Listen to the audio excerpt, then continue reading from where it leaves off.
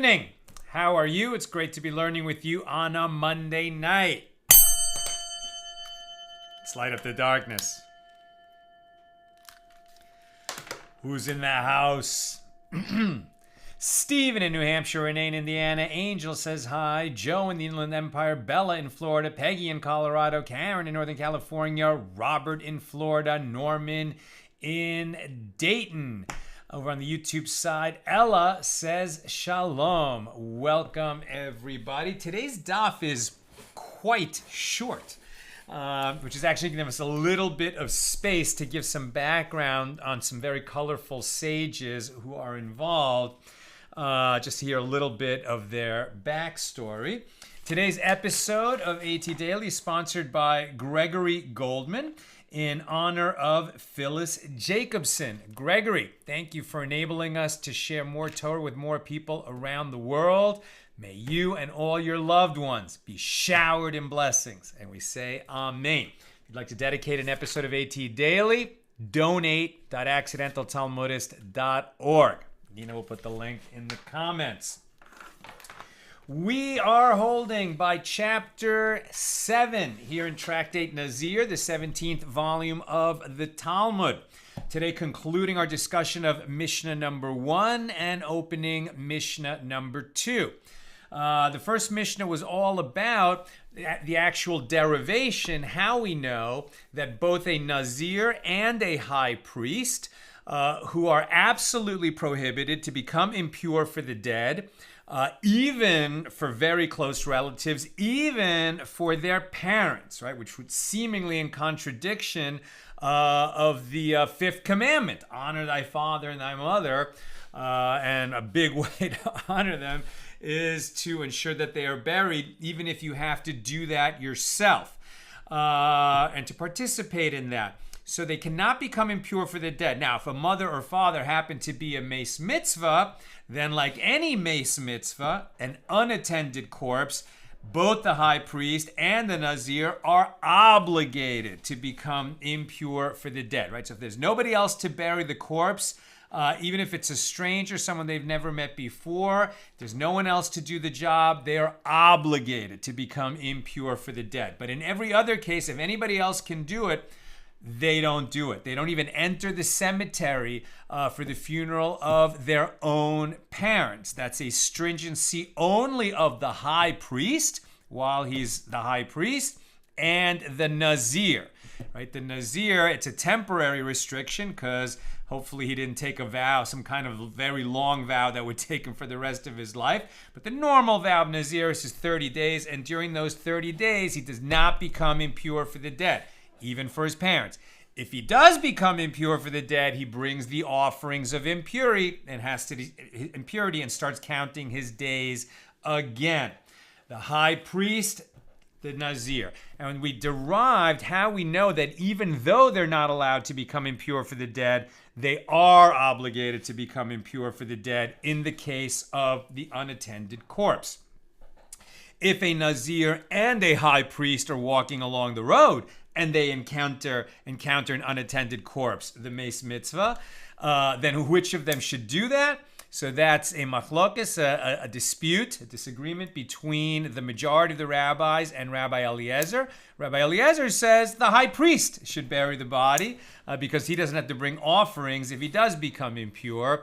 But the majority say the Nazir should bury the body and let the high priest remain in his sacred state because the sanctity of the high priest is permanent, whereas the sanctity of the Nazir is temporary. We picked this, our daf today is page 49 here in chapter 7, very short daf. We picked this up at the top of 49a, and we're just concluding that Rabbi Akiva gave a slightly different derivation for how we know that both the Nazir and the high priest are obligated to become impure for the dead in the case of the meis mitzvah, which his derivation is a little bit different than the other rabbis. So the Gemara asks, and according to the derivation of Rabbi Akiva, Now consider, right? So, and we basically saw this language, the bottom line, right? The simple aspect of this was that since in both cases, the high priest and the Nazir, the Torah says they shall not become impure for the dead for anybody. They shall not come near to a dead body. And then the Torah adds, not for their mother, not for their father, or not for their father, not for their mother. Those are seemingly superfluous words. Once you know they can't become impure for the dead for anyone, what do we learn from their mother and father? That even for their mother and father, they don't become impure for the dead, but for the unattended corpse, they do. And since there are other cases also given, and not for the brother and not for the sister, which is also superfluous, we learn out a few other laws, like they don't become impure for the dead, but they can help those people if they become impure with sara'as, that skin condition, or the zav, a gonorrhea-like discharge in men, or a woman who's menstruating. That for those cases, if there's some reason that they have to become impure, they're going to have to go through a purification, but they haven't violated the prohibition on becoming impure for the dead. So the Gemara asks, according to the derivation of Rabbi Akiva, now consider, it is no different whether the individual was a high priest, just a high priest, and it is no different if he was a high priest and also a Nazir. I said at the end of yesterday, I really doubt that a high priest ever took a vow of Naziris. But if he did, it would make no difference that even though he has both conditions, high priest and Naziris, which would prohibit him from coming impure for the dead, if he was both of those things simultaneously and he encountered the unattended corpse, he still has to bury the meis mitzvah. So even according to Rabbi Akiva, it makes no difference. If he is both a high priest and a Nazir, the law is that he must become impure to bury the meis mitzvah. And it is derived, according to Rabbi Akiva, from the phrase for his brother. Right? So it says he cannot bury, he doesn't become impure for the dead, not for his father, not for his mother, not for his brother. Right? So Rabbi Akiva is looking to the phrase for his brother. Stated with regard to the Nazir at Numbers 6-7. But if so, why do I need the expression for his father or for his mother? Why doesn't Rabbi Akiva derive that he doesn't become impure for his mother or his father, but he does for the meis mitzvah? Like the majority of the rabbis use that derivation. Why does Rabbi Akiva look to the seemingly superfluous for his brother? He does not become impure. So just trying to understand Rabbi Akiva's derivation, if he looks to the brother, then what does he do with the superfluous words for his father or for his mother? So the Gemara answers, according to the derivation of Rabbi Akiva, both of these phrases are necessary, meaning he's going to learn something different from for his father or for his mother, he does not become impure. As had the verse written only for his father, I would say that this is the reason that a Nazir may not become impure for his father, because it's merely a presumption that the man is his father. Do you understand what he's saying? With regard to a mother, everyone knows who his mother is because he was born from that woman. But with regard to the father, you can never be absolutely sure who the father is, right? Because it is merely a presumption that that man is his father, as one cannot be absolutely sure. However, with regard to his mother, whom we know gave birth to him, perhaps he should become impure for her, right? Since he can't be sure who his father is, not 100%, okay, so he doesn't become impure for his father, but he knows who his mother is, so maybe for her, he does become impure. That's why the Torah has to state he does not become impure for his mother, in case she dies and he has to attend her funeral. And conversely, had the merciful one written only for his mother, I would say that it is solely to bury his mother that he may not become impure, as her seed does not follow her. Meaning, a man's lineage is determined by his father, right? If you're a Jewish man and your father is a Levite and your mother is not the daughter of a Levite, well, you're a Levite.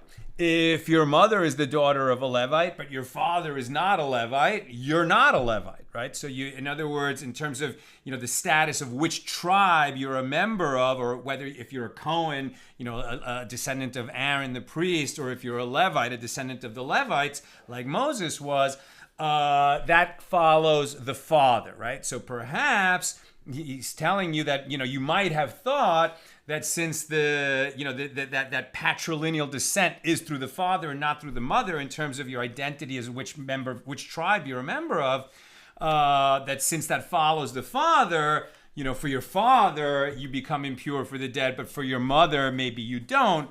And therefore, this is teaching you not to think that way, right? And conversely, had the merciful one written only for his mother, I would say that it is solely to bury his mother that he may not become impure, as her seed does not follow her, i.e. a man's lineage is determined by his father, not his mother. However, with regard to his father, since the master said with regard to the verse, by their families, by their father's house, that's where we get that your lineage follows your father. That's at Numbers chapter 1, verse 2.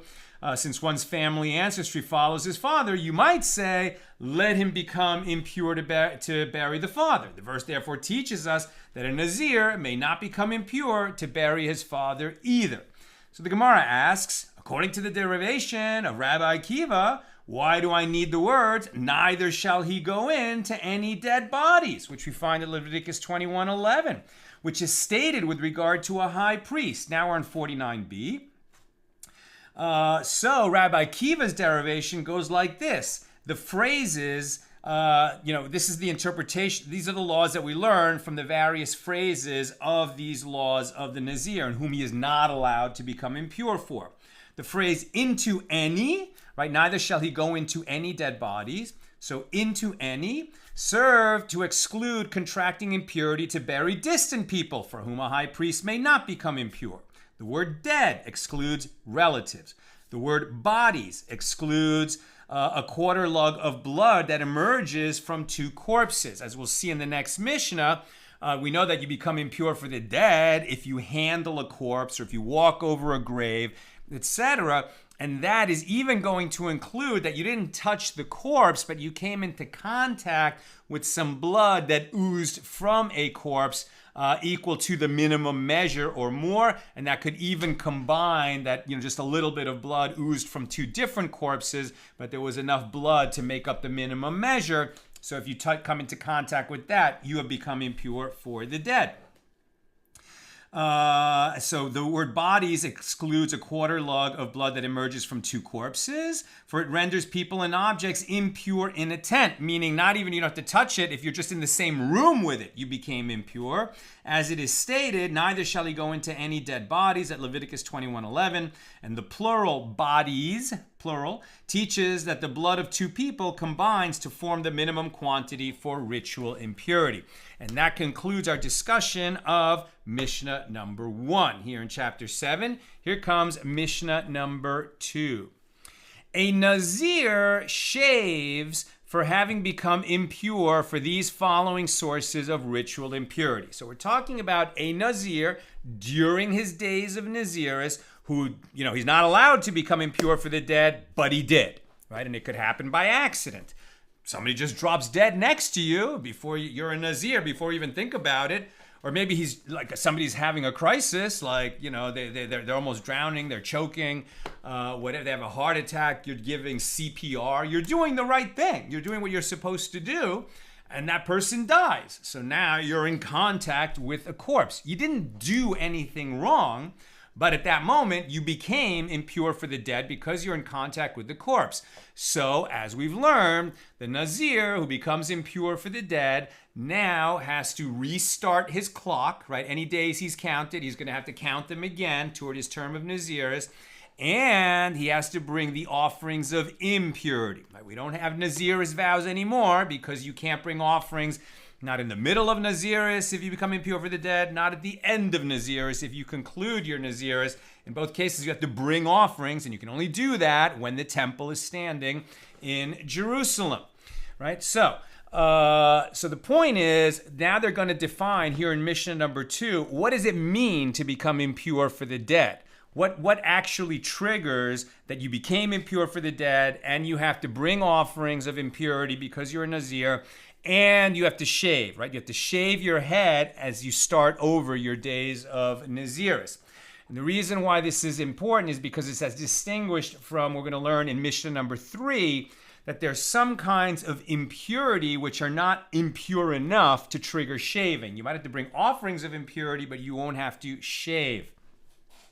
By the way, one of the members of our class, Jonathan, sent me an interesting vort, right, a Torah commentary by a rabbi, I cannot remember the name, but who said something interesting that, as I've said to you a bunch of times, we have to understand that becoming impure, ritually impure, doesn't mean that you became ill or contracted disease or that you're dirty in some way.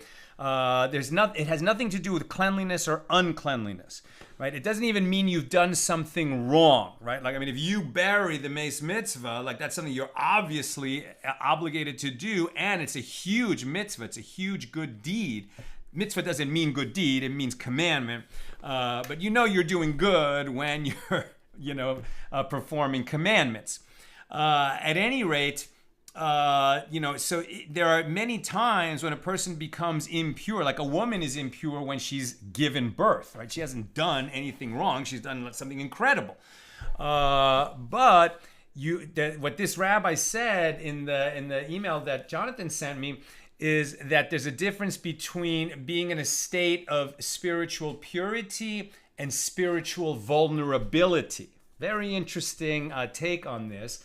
And it kind of makes sense, right? Because like the things that render a person impure are, often come at a time in life when you're trying, to aspire to higher levels of sanctity, and something gets in the way, right? And, I've said many times that you learn, you can learn a lot from reading. You can learn a lot from, studying with a friend. You can learn even more when you go out in the world and observe how people are doing and behaving, especially when you're doing good for others. But often you learn the most in terms of wisdom lessons by going to a house of mourning, right? When somebody dies, and you go to the shiva or you go to the funeral, you listen to how people speak about the deceased. It's a time of, the stakes are very high. People are, fraught with emotion. The family is grieving. And in that sort of heightened spiritual state, there are tremendous, wonderful lessons to be learned. But you also see that people are vulnerable at that time. I mean, especially when people have lost their loved ones. There's a spiritual vulnerability there.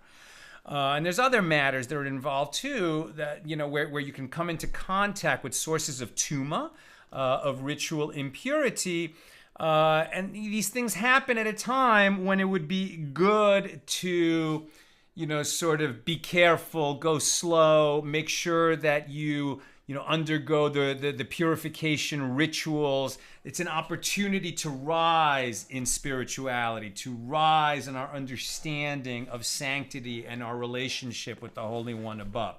So it's another way to understand Tuma and Tahara, ritual impurity and ritual purity. At any rate, a Nazir shaves for having become impure from these following sources of ritual impurity. For having become impure with impurity imparted by a corpse, right? That's the obvious case. If you actually touch a dead body, of course you've become impure for the dead. If you're a Nazir, now you have to shave and bring the offerings of impurity. Also for impurity imparted by an olive bulk of a corpse, just a piece of a corpse. How big a piece? An olive bulk. So if it's a tiny little bit of a corpse, like the size of a grain of rice, okay, you didn't become impure for the dead. At least not that you need to shave. But if it's an olive bulk, that's the full impurity of the corpse. Also by impurity imparted by an olive bulk of netzel, meaning the fluid from a corpse. Now the fluid from a corpse is sort of like as the body begins to disintegrate, especially in a hot climate in the desert. As the body disintegrates, we're not talking about blood. We're talking about sort of like the flesh decomposing and turning into a liquid. Also for the impurity imparted by a full ladle of dust from a corpse. We're talking about a corpse that's far along in its decomposition, has turned to dust, and so it's like a ladle. I'm not sure exactly how big a ladle is, but I can imagine something like that. and for impurity imparted by the spine, and for impurity imparted by the skull. So even if there's less than the required amount of bones, if the bones involved are the spine or the skull, that's more associated with, the whole person rather than just a tiny little bit of a person. Also, for the impurity imparted by a limb severed from a living person. That's quite interesting, right? So you didn't encounter a corpse, you didn't encounter a dead person, but if a limb was severed from a living person and you handle that severed limb, that actually imparts corpse impurity. But only if but it's a limb severed from a living person upon either of which there is a fitting quantity of flesh, right? So if it was a limb that desiccated and there's no real flesh on it, then it might not count. And for impurity imparted by a half kav of bones. So a kav is about 24 egg bulks, right? So we're talking about the volume of like a dozen eggs, right? Imagine that amount of volume of bones from a human corpse. Or for the impurity imparted by a half lug of blood. So a half lug is about 3 egg bulks. And the Nazir shaves in each of these cases for becoming impure by coming into contact with them, and for becoming impure by carrying them. So even if you don't touch them, right? Let's say they're wrapped in something, but you carry the body or the limb or the blood, even if it was like wrapped up in a container and you didn't come into direct contact with the blood of the corpse or the limb, but you caused it to move, then you became impure for the dead. And for becoming impure by their tent, meaning you're in the same room with them. You didn't cause them to move, you didn't touch them, but if you're in the same interior space with them, you became impure for the dead.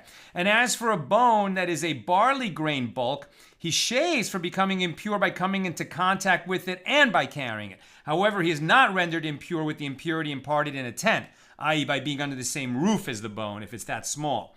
Now, for all these occurrences, a Nazir shaves and a priest sprinkles the ashes of the red heifer on him on the 3rd and 7th days. That's the normal purification of somebody who comes into contact with corpse or carries it or is under the same roof with it before he can enter the precincts of the holy temple. When the temple is standing, he goes through a 7-day purification, which involves on the 3rd and 7th days of that purification, he's sprinkled with the waters of sprinkling, the waters that contain the ashes of the red heifer, which we haven't seen in many, many centuries. But we expect that when Mashiach comes and the 3rd temple is built, we'll also see a red heifer so that people can become purified before they enter the grounds of the temple. So they're going to have a week purification before they can go in. Where am I? So to be purified from corpse tuma, he's sprinkled with the waters of the red heifer, the water containing the ashes of the red heifer on the 3rd and 7th days. And he negates all his previous days that he counted toward his Naziris, and he begins counting his term of Naziris again only after he becomes pure from the corpse tuma and brings his offerings, the offerings of impurity. Then he starts again, right? He starts his Naziris again, but he can't even start counting his days again until he's purified and brings his offerings. That's Mishnah number 2. Here's the Gemara. The sages taught, after Rabbi Meir's death, Rabbi Yehuda said to his students, "Do not let the students of Rabbi Meir enter here into the house of study, because they are vexatious, and they do not come to study Torah, but rather they come to overwhelm me with their laws," meaning their versions of the laws. And nevertheless, Sumachos, a student of Rabbi Meir, forced his way and entered the house of study. We're almost done with this daf, even at this early stage in our class, and so I think I'm going to read these very short biographies of Rabbi Yehuda, Sumachos, and Rabbi Meir that are included here in the Koren Talmud. So Rabbi Yehuda, we've encountered many, many times, especially back in Tractate Shabbos. There are a lot of disputes between Rabbi Shimon and Rabbi Yehuda. Generally speaking, in a dispute between Rabbi Shimon and Rabbi Yehuda, the law follows Yehuda. except when it comes to Shabbos. Then we usually follow the more lenient opinion of Rabbi Shimon. So who was Rabbi Yehuda? When the Mishnah refers to Rabbi Yehuda without any addition, as opposed to Rabbi Yehuda Hanasi, known as Rebbe, that's a different Rabbi Yehuda. But just Rabbi Yehuda, we're talking about Rabbi Yehuda, the son of Rabbi Eli, one of the greatest of the fourth generation Tanaim. Rabbi Yehuda was one of the last 5 disciples of Rabbi Akiva, while his father, Rabbi Eli, was a student of Rabbi Eliezer. So Rabbi Yehuda, when we say that there were only the 5 last disciples, recall that Rabbi Akiva was noted for having 24,000 students, right? And so many of them died in a plague. And then later, Rabbi Akiva witnessed the destruction of the Second Temple, and many sages were lost in that conflagration when Jerusalem was attacked. So these last 5 students were incredibly important in continuing the tradition of the oral law. So Rabbi Yehuda studied Rabbi Eliezer's wisdom from his father. Right? His father was a student of Rabbi Eliezer, so Rabbi Yehuda learned Rabbi Eliezer's wisdom from his father. In his youth, Rabbi Yehuda studied with Rabbi Tarfon, in whose name he cites laws, in addition to the other sages of Yavne. The sages of Yavne are the sages who went to Yavne when the Second Temple was destroyed, and the Sanhedrin could have been disbanded, and the whole, Jewish tradition could have ended right there. But Rabbi Yochanan ben Zakkai sort of negotiated with the Roman general, right, Vespasian, I believe, to give him Yavne and its sages, and he relocated the seat of Jewish learning from Jerusalem to the small town of Yavne, in further north in Israel. So where do we say Rabbi? Right. So Rabbi Yehuda studied with Rabbi Tarfon, in whose name he cites laws, in addition to the other sages of Yavne, who were Rabbi Eliezer, Rabbi Yehoshua, Rabbi Gamliel, Rabbi Elazar ben Azariah, and Rabbi Yishmael, and Rabbi Yosei HaGalili. Nevertheless, Rabbi Yehuda's foremost teacher was the great Rabbi Akiva. And it was in accordance with his opinion that he laid the foundations for the legal exegesis of Leviticus known as the Sifra, or the Torah's Kohanim. According to tradition, any unattributed statement in the Sifra is authored by Rabbi Yehuda. Rabbi Yehuda was ordained by Rabbi Yehuda ben Bava and is frequently quoted in Agadic statements, meaning more story-like statements as opposed to strictly laws. And he's quoted alongside Rabbi Nehemiah. When there are differences of opinion between Rabbi Yehuda and Rabbi Meir, or between Rabbi Yehuda and Rabbi Shimon, the law is generally in accordance with the opinion of Rabbi Yehuda.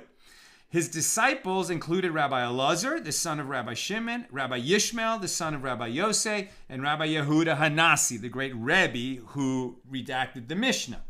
And his son, Rabbi Yehuda's son, Rabbi Yosei, was also a renowned sage. That's Rabbi Yehuda. Who was Sumachos? The full name of this Tana is Sumachos ben Yosef, and he lived in the last generation of Tanaim. Sumachos was the outstanding disciple of Rabbi Meir, and he transmitted much of Rabbi Meir's knowledge to the subsequent generations. As Rabbi Meir's foremost disciple, Sumachos made great efforts to explain Rabbi Meir's statements and clarify his opinions after his death. And like his master before him, Sumachos was known for his fierce intellect, as the Talmud relates that he would provide 48 different proofs for every law that he discussed. And it can be argued that he was the greatest sage of his generation, as he would dispute even the greatest of Tanaim, including Rabbi Meir, Rabbi Yosei, and Rabbi Eliezer ben Yaakov. That was Sumachos. And Rabbi Meir, the great, great Rabbi Meir, who, as we'll see, he comes up in so many different stories, but basically when we have unattributed opinions in the Mishnah, they were generally formulated by Rabbi Meir. So Rabbi Meir was one of the greatest Tanaim of the generation that preceded the redaction of the Mishnah by Rabbi Yehuda Hanasi. So there is no clear information available concerning Rabbi Meir's parents although it is told that he descended from a family of converts from the house of the Roman emperors. Rabbi Meir's exceptional brilliance in Torah study was evident from a very early age, and he was a student of the two greatest scholars of the generation, Rabbi Yishmael and Rabbi Akiva. And he was also the lone sage who continued to study with Elisha ben Avuya, known as Acher, the sage who went bad. Right? All the other sages, ostracized him. He was fully excommunicated. He became a real thorn in the side of the Jewish people. But his student, Rabbi Meir, continued to, accord him respect and to learn with him. Elisha ben Abuya, despite the fact of the latter's estrangement from Judaism, Meir's primary teacher was Rabbi Akiva, who ordained him at a very young age, for which reason he was ordained a second time by Rabbi Yehuda ben Bava. In recognition of his outstanding scholarship, Rabbi Meir was officially appointed Chacham, meaning wise man, a position third in importance after the Nazir, who was the head of the Sanhedrin, and the president of the court. So the halakhic discussions between Meir and his colleagues, Rabbi Yehuda, Rabbi Yosef, Rabbi Shimon, and Rabbi Lazar, form one of the most important foundations of the Mishnah.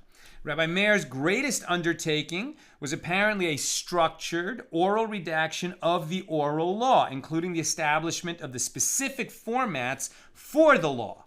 And Rabbi Yehuda Hanasi, when he redacted the Mishnah, followed in Rabbi Meir's footsteps and incorporated Rabbi Meir's work into the Mishnah. Consequently, it is a well-known principle that the author of an unattributed statement in the Mishnah is Rabbi Meir. And due to his involvement in the attempt to depose the Nazir, Rabban Shimon ben Gamliel, in a political episode that had its roots in the pursuit of truth, Rabbi Meir was punished. And for a long period, his statements were not cited in his name, but were introduced with the words, others say. Right? So often when we say, somebody says this, others say, blah, blah, it would have said, but Rabbi Meir says, except that his name was taken out of many Mishnayos because of, this problem that he had, in the politics of the rabbinic court. Rabbi Meir's private life was full of suffering. His two sons passed away during his lifetime, and his extraordinary wife, Beruria, who is just one of the great Talmudic personalities, and we actually have many teachings. There's not that many teachings that we learn from women in the Talmud, but Meir's wife, Beruria, is one of those women. She was an extraordinary person, and she also died in painful circumstances. Nevertheless, it is known that one of his daughters survived. He was eventually forced into exile in Asia Minor, where he died, with the order that his coffin be transferred to the land of Israel and that he be interred temporarily on the shore of the sea, whose waves reach the Holy Land. Rabbi Meir was famous in his lifetime not only for his sharp intellect, which exceeded that of all his peers, but also for his personal attributes, his efforts as a peacemaker, and his willingness to relinquish personal honor for the good of others. He was known as a magnificent public speaker, and it is said that following his death, those who composed parables ceased. Right? There was never a speaker of parables again at the level of Rabbi Meir. Several of his animal fables were retold over the course of many generations. He was also renowned as a miracle worker. And for many years, a charity fund named after him, Rabbi Meir Baal HaNes, literally Rabbi Meir, the miracle worker, served as the main source of funding for needy Jews in the land of Israel. So now we have a better understanding of who we're talking about when we're talking about Rabbi Yehuda, Sumachos, and Rabbi Meir. So let's read this Gemara again. The sages taught, after Rabbi Meir's death, Rabbi Yehuda said to his students, do not let the students of Rabbi Meir enter here into the house of study, because they are vexatious, which, Rabbi Meir would not have been. But his students are vexatious, and they do not come to study Torah, but rather they come to overwhelm me with their halachas. Meaning the students of Meir were so dedicated to the memory and the teachings of their master that they wanted, other sort of houses of study out, the tradition should follow the teachings of Meir. They were very, very insistent on that in the wake of Meir's death, that people should not forget the teachings of Meir and that they should understand that the law follows Rabbi Meir and they need to know what Rabbi Meir said. And that's why Sumachos, a student of Rabbi Meir, forced his way into the study hall of Rabbi Yehuda. Now, when they reached the topic of this Mishnah, that's why this story is being brought, Sumachos said to the people around him in the house of study, Rabbi Meir taught me like this: a Nazir shaves for becoming impure from these following sources of ritual impurity: for impurity imparted by a corpse, and for impurity imparted by an olive bulk from a corpse. That's what the Mishnah said, right? So that must have been a formulation of Rabbi Meir. Rabbi Yehuda grew angry and said to his disciples, "Didn't I say to you like this? Don't let the students of Rabbi Meir enter here," because they're not coming just to learn. They're coming to prove their point and to, prove the tradition of Rabbi Meir. More than just learning, they just want to make sure we all learn how Rabbi Meir learned. Right? So Rabbi Yehuda grew angry and said to his disciples, "Didn't I say to you, do not let the students of Rabbi Meir enter here, because they are vexatious?" And Rabbi Yehuda explained his annoyance. The clause "for a corpse" is unnecessary, as if a Nazir must shave for impurity imparted by an olive bulk from a corpse. Is it not all the more so that he must shave for impurity imparted by an entire corpse? You can imagine Rabbi Yehuda said, okay, Nazir shaves for an olive bulk of a corpse. And Sumachos interrupts and said, whoa. A Nazir shaves for impurity imparted by a corpse or an olive bulk of a corpse. And that's when Yehuda says, yeah, we know that if he shaves for an olive bulk of a corpse, obviously he shaves for the full corpse. Why do you need to interrupt me? Right? Now, we're at the top of 58. Rabbi Yosei said, well, now they will say that Meir is dead, Yehuda is angry, and I, Yosei, remained silent and did not respond. And if so, what will become of the Torah? Right? If the sages are just arguing with each other in this vexatious way, how will more students and new students learn the tradition? So Rabbi Yosei, who is known as a peacemaker, and a man who is both humble and extremely logical, and extremely well-versed and well-learned in all the laws, so much so that when there's a dispute between Rabbi Yosei and any other sage, the law follows Yosei. So this is that Rabbi Yosei who now pipes in. So Rabbi Yosei therefore said, it is not necessary to teach that a Nazir must shave for impurity imparted by a corpse, a full corpse, but only that he must shave even for impurity imparted by a corpse upon which there is not an olive bulk of flesh. Right? So he's saying, well, you do need to know about the full corpse, because what if you have a complete skeleton, right? It's like the whole corpse, but like all the flesh has withered away. So that does not impart impurity according to this, right? There has to be at least an olive bulk of flesh, right? But only that he must shave even for impurity imparted by a corpse upon which there is not an olive bulk of flesh. And the Gemara asks, but one could still say if he must shave for an impurity imparted by a limb from a corpse, even if it is less than an olive bulk, as stated in the Mishnah, is it not all the more so that he must shave for impurity imparted by all of a corpse, even if it does not contain an olive bulk of flesh? Rather, the Mishnah could be explained, or should be explained, as Rabbi Yochanan said, with regard to a different issue. It is necessary only for a miscarried fetus whose limbs had not yet become joined to its sinews. Here too, one can say that the Mishnah's statement that a Nazir must shave for impurity imparted by a corpse is referring to a miscarried fetus whose limbs had not yet become joined to its sinews. Although it does not impart impurity through one of its limbs, as the limbs lack sinews and bones, this corpse itself does impart impurity. It is a complete corpse because it's a fetus, even though it might be very, very small. And Rava said a different explanation, and I'm almost done. If you have questions or comments, get them in. Rava said this ruling is necessary. We need to hear both the corpse and the olive bulk from the corpse. And it's necessary only for the majority of the structure or the majority of the number of bones of a very small corpse, despite the fact that together they do not contain a quarter kav of bones. Since these bones comprise the majority of the structure or the majority of the number of bones of a corpse, they have the status of a whole body. And this law could not have been derived from the measure of impurity of part of the body, as this corpse is very small, right? So the miscarried fetus could be smaller than the minimum measure to impart impurity and trigger shaving of a Nazir, but if because it's the whole corpse, it does trigger shaving. Okay, let's go to questions or comments on Nazir 49. Jonathan, who sent me the article. Read the article. The analogy was that gold is referred to as pure when it is 100% itself with no other elements. So not tahor would be like when you don't feel 100% yourself. And that is where you see that being in contact with the dead or other sources of impurity may come into play and make you not ready to serve God as a representative of the community. That's in the case of the high priest. We're not always serving as a representative of the community, but I love that idea that impurity, causes spiritual vulnerability. Sharon, and thanks for sending that article, Jonathan. Sharon, I learned a lot about sanctity of the dead when restoring the Jewish cemetery in my dad's shtetl, right? Sharon visited the town, right, where her father's family came from in Europe.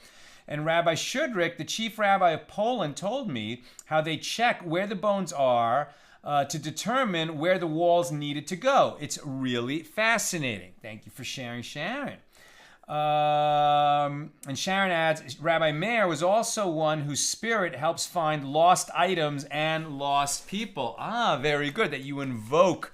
You sort of ask Rabbi Meir to pray for you, right? We never pray to people when we go, for example, to Kevarim, to the graves of saints, right? The graves of great tzaddikim, great righteous people. Great teachers and rabbis from our tradition. We don't pray to them, but it's a very holy place, and we ask them to intercede on our behalf. So I think Sharon is mentioning that sometimes we kind of invoke Rabbi Meir and ask him to help us, sort of pray for us, intercede for us, and ask the Holy One above to help us find lost items. The prayer that we say, that I learned from Moshe Storch, it's a great prayer. I can't believe how effective it's been in my life. It's amazing. So when you lose something and you can't find it and you tried everything, so you say this prayer, Dear God, just as I and my car keys are both revealed before you, so let my keys be revealed to me. It's amazing how often that prayer works.